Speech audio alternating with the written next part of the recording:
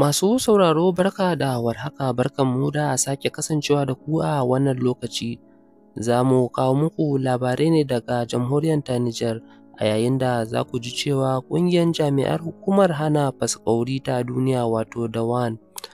ta buɗe taro kashi na 29 a birnin Yamai na jamhuriyar Nijar domin tabbatar ma ayyukansu a yankin tasu ta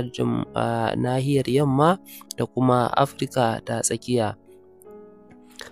Maƙasudin taron dai shi ne nazari kan ƙarfafa hanyoyin hulɗa tsakanin hukumomin na hana fasaƙaurin na yankunan guda biyu ta hanyar amfani da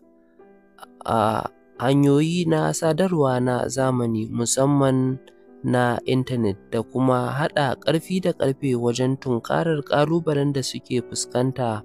musamman na aikata muggan laifuka da suka haɗa da ta'addanci da kuma barazana da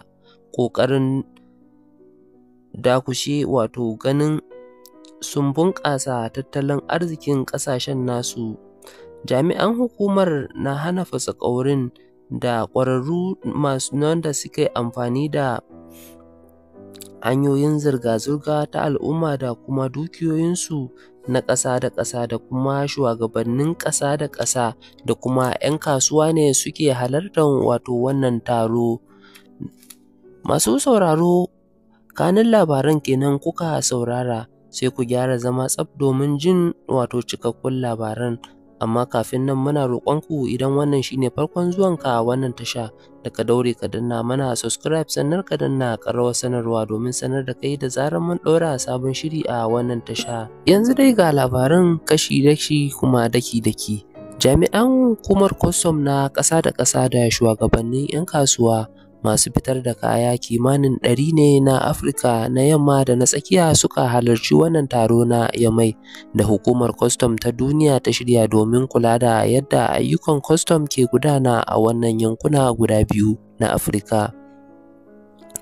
da kuma ƙoƙarin da suke wajen ganin sun haɗa ƙarfi da ƙarfe wajen ganin sun tabbatarwa aikin nasu na bai ɗaya da kuma tattaunawa akan matsalolin da suke fuskanta a wajen aikin nasu, inda suka bayyana wa manema labarai cewa suna fuskantar wato matsaloli a wannan aikin nasu, shi yasa suka fara wani aiki na bai ɗaya inda aikin zai koma ta hanyar wato intanet ne domin zamani yanzu ya canza hanyoyin harkokin da sun koma harkar ta intanet wato ta na'ura mai ƙwaƙwalwa ta fi yawa. Ganin hakan ne yasa suka ce su ma dole su canza tafiyar tasu domin su ga sun samar da hanyoyi ta tsaro da kuma hanyoyin bunƙasa kasuwanci, sannan batun aikin ta'addanci a cikin wato batun ta'addanci yana cikin manya-manyan batutuwa da aka tattauna a wannan wuri domin ganin an daƙile wannan shi ma, inda suka za su yi amfani da wannan hanya na wato shigo da kaya da ake yi wajen daƙile wato ta'addanci da ake ta yadda wato 'yan ta'adda suke amfani da wannan hanya wurin shigo da abubuwa masu fashewa da sauran abubuwa wanda suke ta'addanci da shi. Sannan kuma suka bayyana cewa wannan zama da suka yi sun yi shi ne domin su ga an daidaita wato kuɗaɗen ɗaukan kaya da ake yi na ya zama abu na bai ɗaya, ba wai a ce wancan ƙasa tana da nata kuɗi wancan ma tana da nata kuɗi ba, suna so abin ya koma kuɗi ne bai ɗaya don yadda za a samu sauƙi a cikin al'amuran,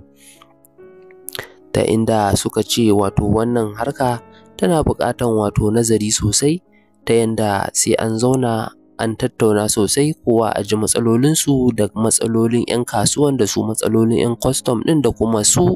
masu shiga da shigarwa na wannan kayayyaki. Don haka ne suka ce wannan taro za a yi kwana 3 ne ana gudanar da wannan taro domin a ga an magance wato waɗannan matsaloli da ake fama da su.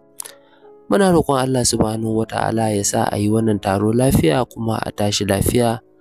Allah Ubangiji ya tabbatar da alherin da ke cikin wannan zama, su kuma wannan 'yan ta'adda da suka addabi waɗannan ƙasashe namu na Afirka Allah kai mana maganin su. Allah in sun fi ƙarfinmu, Allah ba su fi ƙarfinka ba, Allah kai mana maganin su. Allah ya kawo ma wa'innan ƙasashe namu na Afirka ci gaba. Allah Ubangiji ya tsare mana 'yan kasuwanninmu da sauran dukkanin al'umma da ke cikin wa'innan ƙasashe namu na Afirka. Ƙarshen rahoton namu kenan, sai kun ji daga gare mu a cikin shirin namu na gaba. Amma kafin mu rufe shirin namu, muna roƙonka da idan wannan shine farkon zuwanka wannan tasha tamu mai albarka, da ka daure ka danna mana subscribe, sannan ka danna ƙararrawar sanarwa, sannan kada a manta da yi mana sharing zuwa ga sauran 'yan uwa da abokan arziki domin su ma su amfana da shirye-shiryen da muke kawo muku a wannan tasha tamu. Wassalamu alaikum wa rahmatullahi wa barakatuhu, sai kun ji mu a cikin shirinmu na gaba.